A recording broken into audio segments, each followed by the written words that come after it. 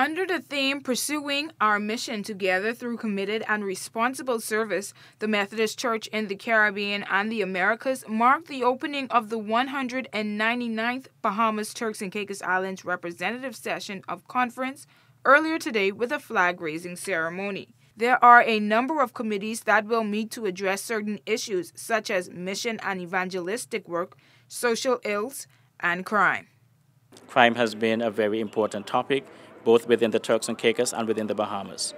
And so the crime rate has been extremely high in both countries of late. And so we are seeking to address the matter, seeking to challenge the governments, and also to partner with other churches and other social organizations to see how best we can assist in a reduction of crime. We have in the Bahamas similar problems as you do have in the Turks and Caicos Islands.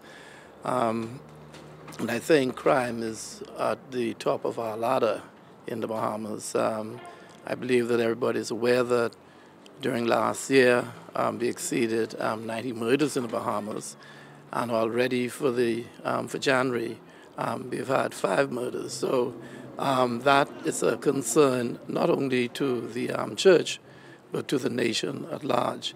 And so we're hoping that we will be inspired by what transpires in the conference to go back to our home churches and to re-energize our people, to spread the word that despite all the human problems that we're having, that God is still in charge.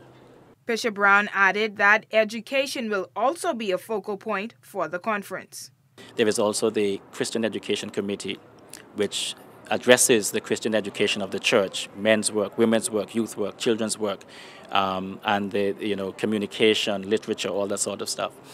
And then there's also the General Education Committee, which looks after and supervises, as it were, the Methodist schools within the Bahamas and the Turks and Caicos Islands. There is also the Resource and Development Committee, which speaks to the resources of the church, whether it's financial or human resources, how we can develop those resources and use those resources to drive the mission of the church and Christian education and general education. The conference will also feature morning services throughout the week by each of the circuits. The Welcome and Communion service is set for tonight. On Tuesday night, evangelistic services will continue with Mark Christmas. On Thursday, they will take services to the Five Keys community with Reverend Theophilus Roll and a prayer breakfast on Saturday morning. Services will climax on Sunday morning at 10 a.m.